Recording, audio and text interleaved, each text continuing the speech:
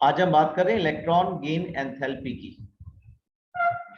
Electron gain enthalpy, और इसको हम इस तरह से रिप्रेजेंट करेंगे, delta E ji H not, right. This is standard electron gain enthalpy change. जो डेल्टा है ये चेंज को रिप्रेजेंट कर रहा है, और ये नॉट जो है स्टैंडर्ड को एक्सप्लेन कर रहा है, स्टैंडर्ड इलेक्ट्रॉन गेन एंथैल्पी। अब यहाँ पे चेंज बेटा हम बड़े कंफर्टेबल रहते हैं चेंज में। चेंज का मतलब दोनों आ गया। चेंज का मतलब है हीट एब्जॉर्ब भी हो सकती है और रिलीज भी हो सकती है। तो फिलहाल ये इलेक्ट्रॉन गेन एंथैल्पी का जो सिग्निफिकेंस रियल मायने में है वो नॉन मेटल्स के केस में है। यानी कि जब कोई भी नॉन मेटल के केस में, जो कि न्यूट्रल हो, आइसोलेटेड हो और गैसियस स्टेट में हो, तो उसमें जब हम एक इलेक्ट्रॉन गेन करेंगे तो ये Eg नेगेटिव एनायन में कन्वर्ट हो जाएगा, और ऐसे केस में जो एनर्जी एक्सचेंज होगी या रिलीज होगी, ऐसा बोल देते हैं डायरेक्टली, तो वो कहलाएगी आपकी electron gain enthalpy. Electron gain enthalpy में be defined as the enthalpy change takes place during the addition of an electron in a neutral isolated gaseous atom। किसी न्यूट्रल आइसोलेटेड गैसियस एटम में जब भी एक इलेक्ट्रॉन ऐड करेंगे तो जो भी एंथैल्पी चेंज होगा वो आपका इलेक्ट्रॉन गेन एंथैल्पी चेंज कहलाएगा। अब जैसा मैंने आपसे कहा ये नॉन मेटल के केस में सिग्निफिकेंट है, ऐसा तो है ही है, मेटल के केस में भी सिग्निफिकेंट है। मैं आपको एक छोटा सा एग्जांपल देता हूँ कि चेंज की इंपॉर्टेंस क्या है। चेंज की इंपॉर्टेंस ये है, अगर आप ऑक्सीजन में एक इलेक्ट्रॉन ऐड कराओगे बच्चों, तो ये O नेगेटिव G यानी कि O नेगेटिव गैसियस एनायन में कन्वर्ट हो जाएगा, और आप देखेंगे यहाँ पर जो है इलेक्ट्रॉन गेन एंथैल्पी जो है वो रिलीज होगी। क्या होगी? लेकिन अगर आप एक और इलेक्ट्रॉन इस O नेगेटिव गैसियस एनायन में ऐड करोगे तो यहाँ पर ये O2 नेगेटिव G में कन्वर्ट तो हो जाएगा, लेकिन इस समय अब आपको इसको इलेक्ट्रॉन गेन एंथैल्पी देनी पड़ेगी, यानी कि एनर्जी जो है देनी पड़ेगी। तो आप मेरी बात समझ रहे हैं? हो सकता है कुछ केसेस में एनर्जी क्या हो, रिलीज हो, और कहीं कहीं पे हो सकता है एनर्जी एब्जॉर्ब भी करनी पड़े।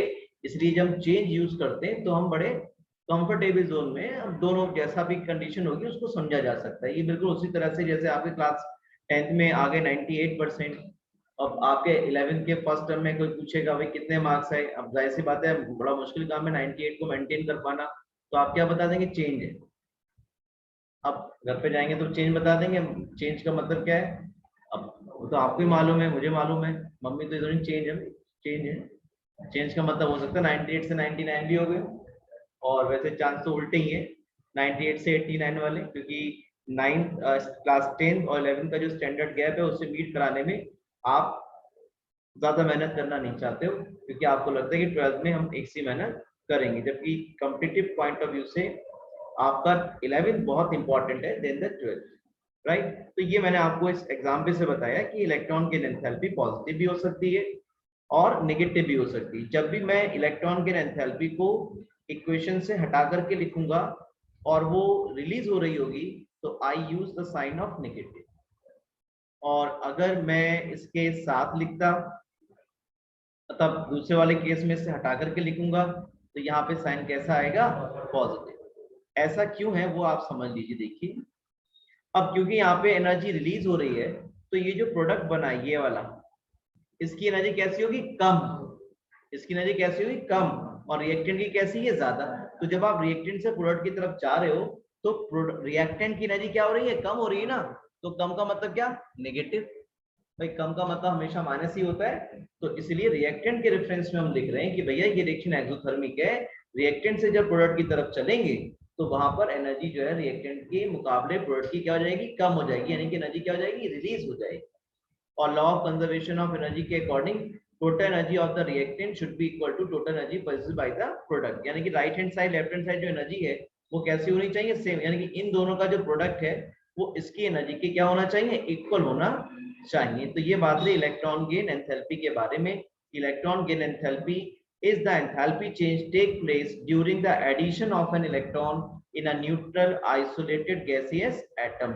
अब क्योंकि न्यूट्रल आइसोलेटेड गैसियस एटम इसलिए लिया क्योंकि जब हम इलेक्ट्रॉन गेन एंथैल्पीज को कंपेयर करेंगे तो सब एक से होने चाहिए ना। जब कुश्ती होती है, आप देखिए ओलंपिक चल रहे हैं, कुश्ती हो रही है, 60 किलो वजन का 60 किलो वाले से लड़ाया जाएगा, 62 केजी का 62 केजी वाले से फाइट कराई जाएगी। ऐसा नहीं होगा 60 वाले की 80 सी।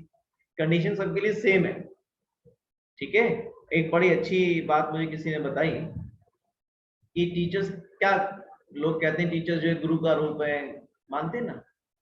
उसने बड़ी अच्छी बात बताई, उसने कहा अगर ऐसा होता तो ईश्वर की तरह टीचर भी हर एक का अलग अलग पेपर सेट करता। आप देखिए इस दुनिया में जो आ गया उन सभी का पेपर अलग है। किसी को आज शाम को 10,000 चाहिए, किसी को शाम को 5 रुपए चाहिए, किसी को शाम को एक चॉकलेट चाहिए, किसी को शाम को एक जोड़ी जूते चाहिए। तो कुल मिलाकर के सबका पेपर ऊपर ने अलग अलग सेट किया हुआ।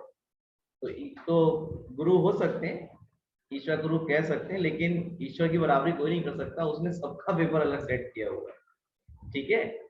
चलिए, और बड़ा एक अच्छा सा बात आती है कि भाई 100 खून कर दिए उसका भी फांसी, और एक करेगा तो उसकी भी फांसी। तो बाकी हिसाब कहाँ होगा, ऊपर ही होने वाला है या कहीं होगा। लेकिन एक बात तो है, उसकी दुनिया में न्याय तो जरूर होता है, कभी भी हो। तो फिलहाल ये इलेक्ट्रॉन गेन एंथैल्पी हम स्टैंडर्ड न्यूट्रल आइसोलेटेड इसलिए लेते हैं कि हम सारे एलिमेंट्स के लिए कंपेयर करके कमेंट कर सके कि भाई इसकी ज्यादा इसकी कम। चलिए, तो इलेक्ट्रॉन गेन एंथैल्पी जो है वो साइज पर डिपेंड करती है, साइज के साथ वेरी करेगी, और ये साइज के इनवर्सली प्रोपोर्शनल होती है। यानी कि smaller the size, higher will be the electron gain enthalpy released in case of non metals. non metals आपको मालूम है p ब्लॉक में ही non metals आपको मिलेंगे, s block, p block, sorry s block, d block, और जो f block के elements है मैं आपको बता चुका हूँ वो सारे के सारे मेटल्स है। एक भी नॉन मेटल नहीं है except, very good, hydrogen. Hydrogen ही एक आ गया जो नॉन मेटल है, बाकी सारे s D और F में सब कैसे मेटल्स हैं, और नॉन मेटल्स आपको कहाँ मिलते हैं, P ब्लॉक में मिलते हैं। तो इलेक्ट्रॉन गेन एंथैल्पी का जो रियल सिग्निफिकेंस है वो P ब्लॉक में ज्यादा है। और इसमें भी हम जो एक ग्रुप हमारे पास है जिससे कि हैलोजेंस हम बोलते हैं, उनमें बहुत सिग्निफिकेंस है, उसी में मैं अब एंटर हो रहा हूँ। मैं आपको बहुत अच्छे से समझाने के लिए थोड़ा सा 17 ग्रुप के बारे में आपसे डिस्कस करूंगा, ठीक है। हाँ, 17 ग्रुप के बारे में। 17 ग्रुप के जो मेंबर्स हैं हमारे पास वो कौन कौन है, FClBrI। 17 ग्रुप के मेंबर्स को हम पॉपुलरली हैलोजेंस बोलते हैं, FCl, Br, I, आस्टेटाइन और टेनेसाइन। अब ये नया भी डिस्कवर्ड हो गया टेनेसाइन, जिसको भी मैं लिख लेता हूँ, लेकिन मैं डिस्कस जो करूंगा FClBrI के लिए करूंगा। ज्यादातर प्रॉब्लम्स आपको FClBrI से ही आती हैं और इनके एप्लीकेशंस बहुत ज्यादा है। तो जैसे मैंने आपसे कहा जितना साइज छोटा उतना इलेक्ट्रॉन गेन एंथैल्पी की वैल्यू ज्यादा रिलीज होगी। तो इन सभी में आप देखेंगे सबसे छोटा साइज जो है वो तो फ्लोरीन का है, उससे बड़ा साइज आपका क्लोरीन का है, उससे बड़ा साइज आपका ब्रोमीन का है, और इन सभी में FClBrI की अगर बात करें तो सबसे बड़ा साइज जो है वो आपको आई का दिखाई पड़ता है। तो आपको क्या लगता है सबसे ज्यादा इलेक्ट्रॉन गेन एंथैल्पी कहाँ रिलीज होनी चाहिए, एफ के केस में सभी को ऐसा लगता है। लेकिन ऑब्जर्वेशन थोड़ा सा हटके है, वो हटके क्या है कि जो इलेक्ट्रॉन गेन एंथैल्पी की वैल्यू है, बड़ा ही इंपॉर्टेंट ऑब्जर्वेशन है, जो इलेक्ट्रॉन गेन एंथैल्पी की वैल्यू है वो Cl की ज्यादा हो गई है देन फ्लोरीन। काफी जगह एप्लीकेशन आपको मिलेगा जब आप इनऑर्गेनिक केमिस्ट्री पढ़ते हैं, तो काफी जगह एप्लीकेशन आपको मिलता है। नो डाउट साइज छोटा है फ्लोरीन का, नो डाउट, लेकिन इलेक्ट्रॉन गेन एंथैल्पी की जो वैल्यू है वो Cl के लिए ज्यादा हो जाती है। ऐसा क्यों होता है उसका हमें रीजन फाइंड करना है। तो बड़ा इंटरेस्टिंग सा पॉइंट है। देखो भाई F जो है ना, जैसे हमने आपको बताया F सबसे छोटे साइज का एटम है और उसका एटॉमिक नंबर कितना है, 9 है। यानी कि छोटे से एटम पे 9 इलेक्ट्रॉन्स, इस छोटे से एटम पे 9 इलेक्ट्रॉन्स हैं, है ना भाई। कुछ फर्स्ट शेल में होंगे, कुछ सेकंड शेल में होंगे, लेकिन ओवरऑल अगर इलेक्ट्रॉन क्लाउड की बात करें तो 9 इलेक्ट्रॉन से नेगेटिवली चार्ज। और ऐसा हम बोल सकते हैं कि फ्लोरीन पे जो इलेक्ट्रॉन क्लाउड है वो बहुत ज्यादा डेंस है। एक छोटा सा एटम, उस पे 9 इलेक्ट्रॉन्स, सारे के सारे नेगेटिव चार्ज। तो आप बोल सकते हो कि इस छोटे से फ्लोरीन के एटम पर जो इलेक्ट्रॉन क्लाउड है वो हाईली नेगेटिवली चार्ज है। एक तो बहुत ज्यादा डेंस है और सारे सारे इलेक्ट्रॉन कैसे नेगेटिव चार्ज है। तो इस छोटे से एफ एटम पर इलेक्ट्रॉन क्लाउड जो कि नेगेटिवली चार्ज है वो बहुत ज्यादा डेंस है। और बच्चों अगर कोई आउटर इलेक्ट्रॉन, अगर कोई इलेक्ट्रॉन इसमें ऐड होगा, ऐड करने के लिए इसकी तरफ अप्रोच करेगा, तो जाहिर सी बात है जो इलेक्ट्रॉन ऐड होने आ रहा है वो भी नेगेटिव चार्ज है। और इलेक्ट्रॉन क्लाउड वैसे ही बहुत ज्यादा है नेगेटिव चार्ज, क्योंकि साइज बहुत छोटा है। तो यहाँ पर इंट्रा इलेक्ट्रॉनिक रिपल्शन लगेगा। इंट्रा तब यूज करते हैं जब दो डिफरेंट स्पीशीज हो। जैसे आपके स्कूल में ही अगर कोई कंपटीशन हो रहा है तो वो इंटर हाउस कंपटीशन कहलाता है ना। आपके मान लो आप सपोज आपके स्कूल का हो रहा है तो इंटर स्कूल कंपटीशन हो गया वो, राइट। और अगर आपका स्कूल किसी दूसरे स्कूल के साथ फुटबॉल मैच खेलने जा रहा है तो वो क्या रहेगा, इंट्रा हॉकी टूर्नामेंट हो जाएगा। तो ऐसे ये क्या इंट्रा है, एक इलेक्ट्रॉन आउटर है कोई बाहर से आ रहा है और ये 9 इलेक्ट्रॉन पहले से ही फ्लोरीन में, क्योंकि फ्लोरीन का जो एटॉमिक नंबर है वो कितना है, 9 है। तो आप बात समझ रहे हो, यहाँ पे इलेक्ट्रॉन जो आ रहा है वो बहुत ज्यादा रिपल्शन फील करेगा इन इलेक्ट्रॉन क्लाउड से जो हाईली डेंस है छोटे से फ्लोरीन एटम पर। और उस इंट्रा इलेक्ट्रॉनिक रिपल्शन को ओवरकम करने में, समझाने में, बुझाने में, अरे भाई इलेक्ट्रॉन ऐड कर लो, नॉन मेटल हो, कुछ अमाउंट ऑफ एनर्जी जो है वो फ्लोरीन की कंज्यूम हो जाती है और ओवरऑल जो इलेक्ट्रॉन गेन एंथैल्पी की वैल्यू है वो क्लोरीन के मुकाबले थोड़ी सी कम आ जाती है। क्लोरीन एक बड़ा एटम है, नो डाउट इसमें इलेक्ट्रॉन का नंबर भी ज्यादा है, लेकिन इलेक्ट्रॉन क्लाउड इतना ज्यादा डेंस नहीं है। आपने पढ़ाई हुआ जितने भी सेकंड और थर्ड पीरियड के एलिमेंट्स हैं उनमें स्ट्रॉन्ग शील्डिंग इफेक्ट की वजह से एटॉमिक साइज का डिफरेंस काफी ज्यादा आता है। आपने बोरॉन और एल्यूमिनियम में पढ़ा, वो यहाँ पर भी काम कर रहा है एफ और सीएल में। तो यहाँ पर इलेक्ट्रॉन गेन एंथैल्पी की वैल्यू इस इंट्रा इलेक्ट्रॉनिक रिपल्शन को ओवरकम करने की वजह से थोड़ी सी फ्लोरीन के केस में क्या आ जाती है, कम आ जाती है। एक सीधा सीधा स्टेटमेंट लिखते हैं, the electron gain enthalpy value of fluorine is lower than chlorine to overcome intra electronic repulsion which works in between the incoming electron and the highly negatively charged electron cloud of small fluorine atom। जबकि Cl का size comparatively बड़ा हो गया है और इसलिए वहां पर ये जो रिपल्शन का मैग्नीट्यूड है वो काफी कम लगेगा और इसीलिए जो इलेक्ट्रॉन गेन एंथैल्पी की ओवरऑल वैल्यू है वो Cl से ज्यादा हो जाएगी। इसको आप एक दूसरे एग्जाम्पल से भी समझ सकते हो। मान लीजिए कोई पर्सन है, उसका सैलरी है 12, मान लीजिए फ्लोरीन है, उसकी सैलरी है 12,000 रुपए और क्लोरीन की सैलरी है आपकी 11,000 रुपए। लेकिन जो फ्लोरीन है ना उसका लोन चल रहा है, वो दो, जैसी उसकी ईएमआई है 2,000 रुपीज, तो जैसे ही सैलरी क्रेडिट होगी तो उसमें से कितना कट जाएगा, 2,000 रुपए कट जाएगा। कितना जाएगा उसके अकाउंट में, 10। थी तो फ्लोरीन की ज्यादा इलेक्ट्रॉन गेन एंथैल्पी छोटा साइज होने की वजह से, लेकिन कुछ एनर्जी जो है वो इस इंट्रा इलेक्ट्रॉनिक रिपल्शन को ओवरकम करने में यूटिलाइज होगी। तो लगेगा क्या ओवरऑल कि भाई जो फ्लोरीन है उसके पास ओवरऑल कितनी सैलरी पहुंच रही है, 10 के पहुंच रही है और सीएल की भले ही कम थी लेकिन लोन की वजह से, इंट्रा इलेक्ट्रॉनिक रिपल्शन की वजह से फ्लोरीन की जो ओवरऑल इलेक्ट्रॉन गेन एंथैल्पी की वैल्यू है वो क्या हो जाएगी, हाँ ज्यादा क्यों जाएगी यार, फ्लोरीन की तो कम हो जाएगी सीएल से। हाँ चलो मैं समझ गया तुम्हारी बात, मैं तुम्हारी भावनाएं समझ गया।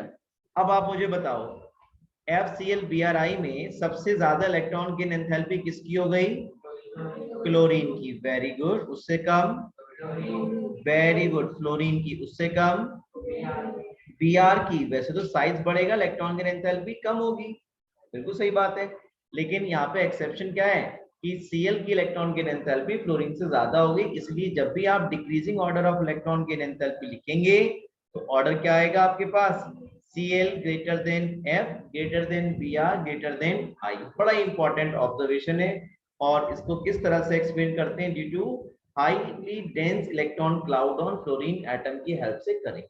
सेम बात बच्चों 16 ग्रुप के मेंबर्स में भी नोटिस होती है। मैं डाटा भी आपको दिखाऊंगा आपके एनसीईआरटी का। 16 ग्रुप में मेंबर कौन कौन है हमारे पास, ऑक्सीजन है, सल्फर है, सेलेनियम है, टेलुरियम है।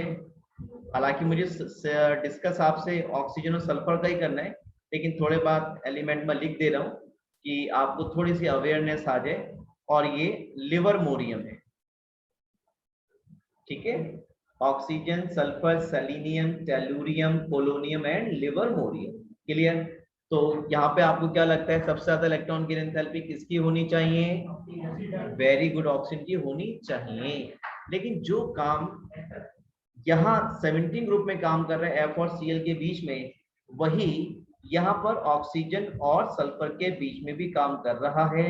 इसीलिए ओवरऑल जो इलेक्ट्रॉन गेन एंथैल्पी की वैल्यू है सल्फर की, वो ज्यादा हो जाएगी than the electron gain enthalpy value for oxygen atom.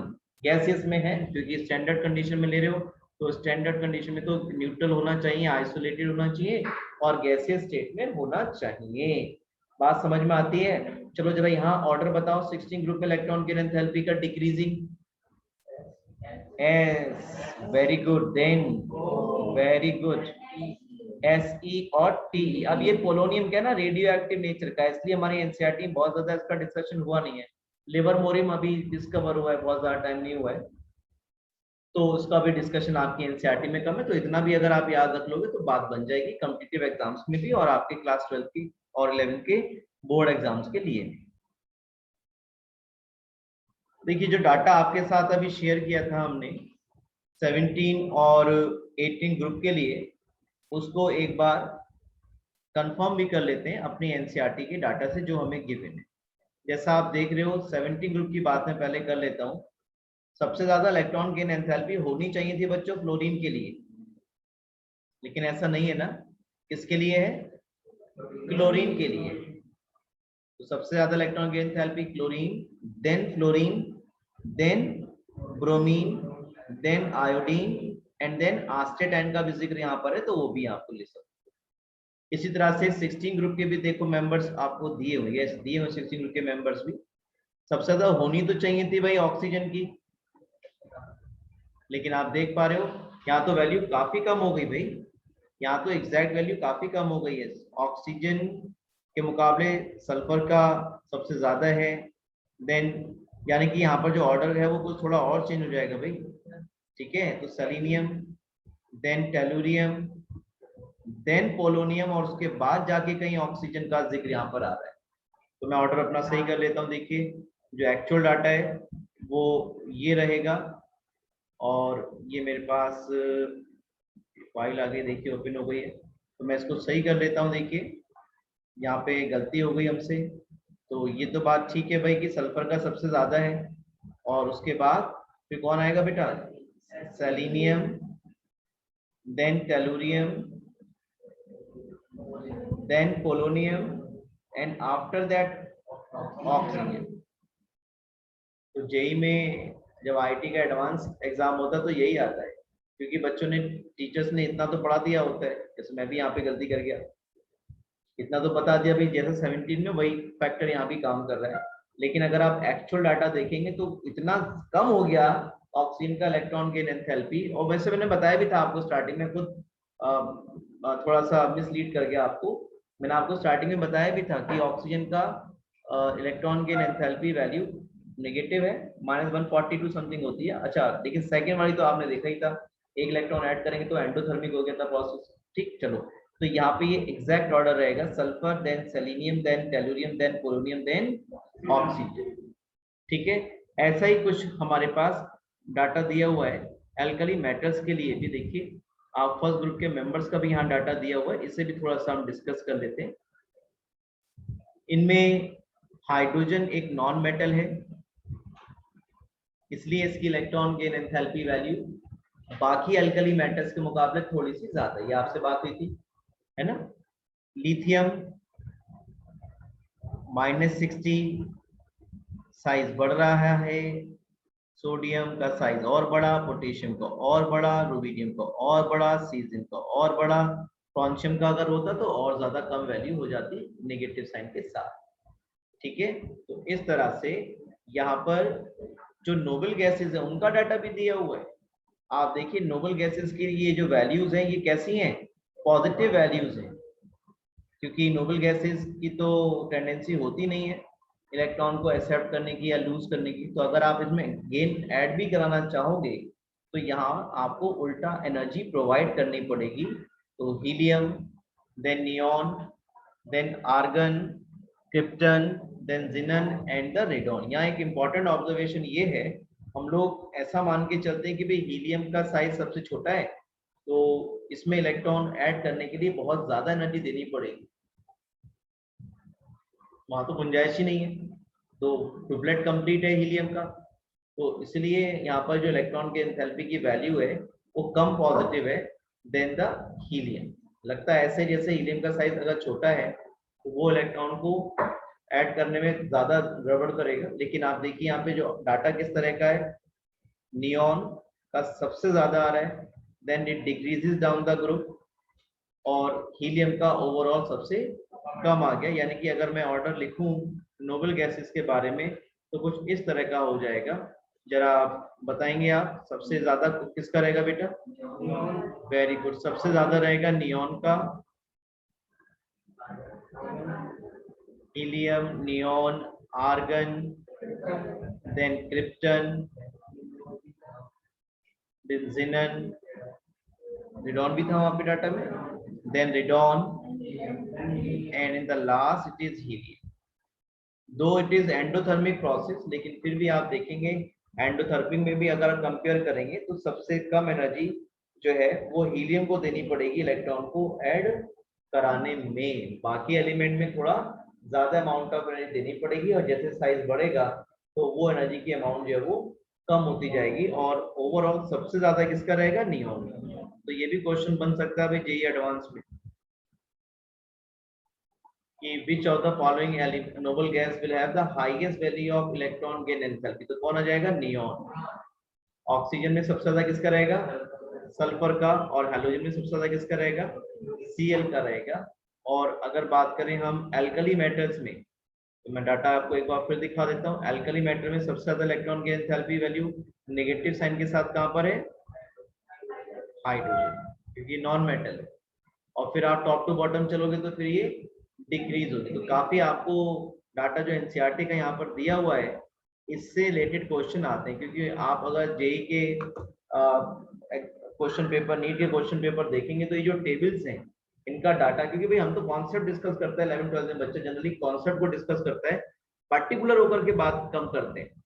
तो पर्टिकुलर होकर के क्वेश्चन जो है आपके कॉम्पिटिटिव एग्जाम से पूछे जाते हैं, और इन टेबल्स को बहुत अच्छे से आपको देखना चाहिए। तो प्रॉब्लम 3.7 में जैसा यहाँ दिखाई पड़ रहा है, 4 एलिमेंट्स हमारे पास हैं। एक तो फास्फोरस है, मैं इनको डिक्रीजिंग ऑर्डर ऑफ साइज में लिख देता हूँ। ये सब थर्ड पीरियड के एलिमेंट्स हैं। देन Cl, और जो सेकंड पीरियड का मेंबर है क्लोरीन, वो इसके ऊपर आ जाएगा F के। जब आप लेफ्ट टू राइट चलते हो साइज डिक्रीज होता है, तो इसलिए यहाँ पर जो साइज है सबसे छोटा इन सब में किसका है? फ्लोरीन का है। सबसे ज्यादा इलेक्ट्रॉन गेन एंथैल्पी किसकी होनी चाहिए? फ्लोरीन की। लेकिन आप इनके बारे में पढ़ चुके हो, F और Cl का इलेक्ट्रॉन गेन एंथैल्पी ज्यादा हो जाता है देन फ्लोरीन, क्योंकि फ्लोरीन छोटा आइटम है, इलेक्ट्रॉन का बहुत डेंस है, इनकमिंग इलेक्ट्रॉन बहुत ज्यादा रिपल्शन फील करेगा, and some amount of energy will be utilised to overcome this electron repulsion. तो F और Cl में तो डिसाइड करने की पोजीशन में आप हैं कि भाई Cl की इलेक्ट्रॉन गेन एंथैल्पी F से ज्यादा होगी। अब साइज की बात करें तो सभी नॉन मेटल्स हैं, तो साइज की बात करें सबसे बड़ा साइज किसका होगा? P का होगा। तो यहाँ दो बातें पूछी हैं, which of the following will have the most negative, वो तो Cl होंगे, and which has least negative, क्योंकि नॉन मेटल तो उसकी भी नेगेटिव ही होगी। तो फास्फोरस का साइज क्योंकि सबसे बड़ा है इन सभी में से, तो इसीलिए इसके लिए इलेक्ट्रॉन गेन एंथैल्पी की वैल्यू सबसे ज्यादा, सबसे कम नेगेटिव होगी। तो देखिए ये बताएं, hence the element with the most negative electron gain enthalpy is chlorine, the one with the least negative electron gain enthalpy is phosphorus.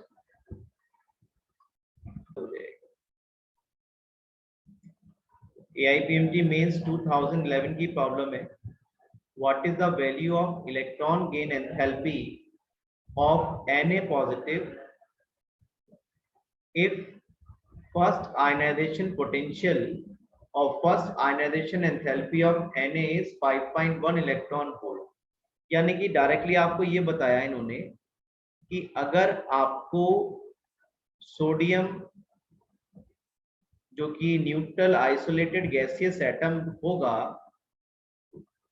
उसमें से अगर आपको एक इलेक्ट्रॉन पुल करना है पूरी तरह से और इसे कन्वर्ट करना है आपको Nag पॉजिटिव गैसियस कैटायन में, तो ऐसा करने में आपको 5.1 इलेक्ट्रॉन वोल्ट एनर्जी जो है वो देनी होगी।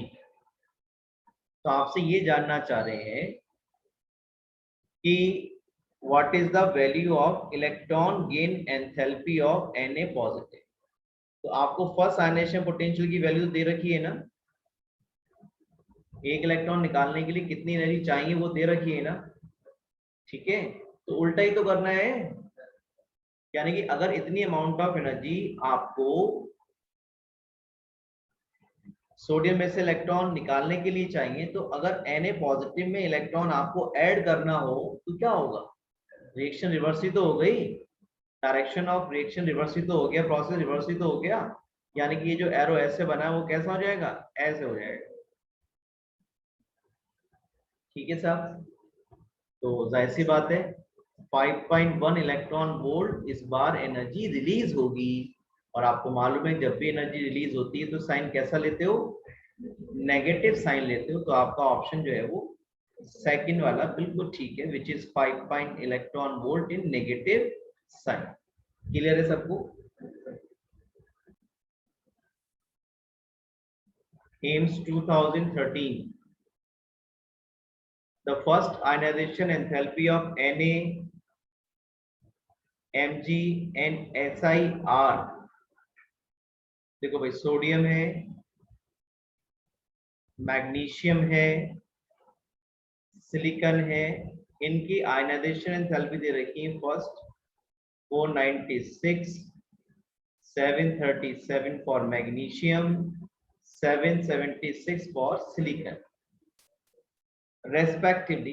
Then what will be the first ionization enthalpy of aluminium? Aluminium तो कहीं यहाँ आएगा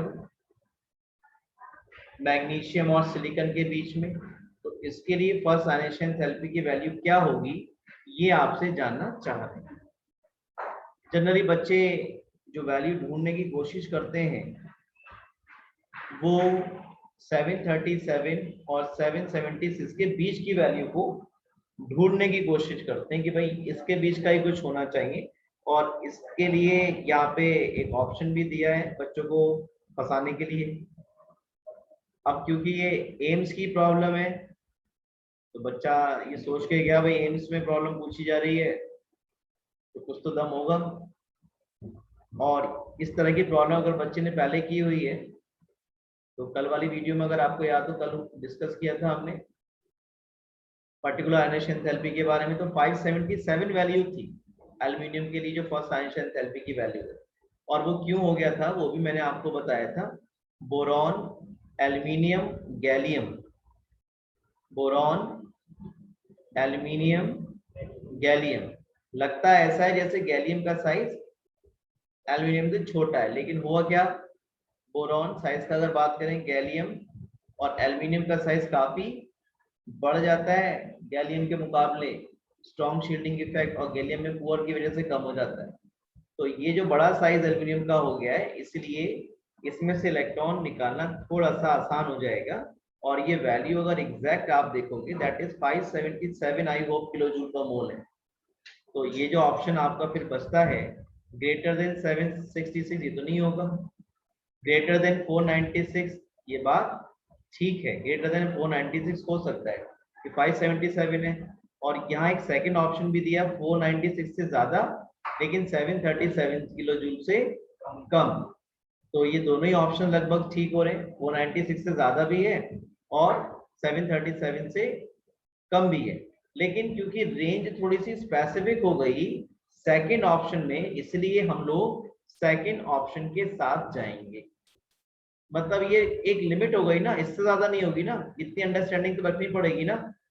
इससे ज्यादा का मतलब तो कहीं से कहीं तक हो सकती है वैल्यू।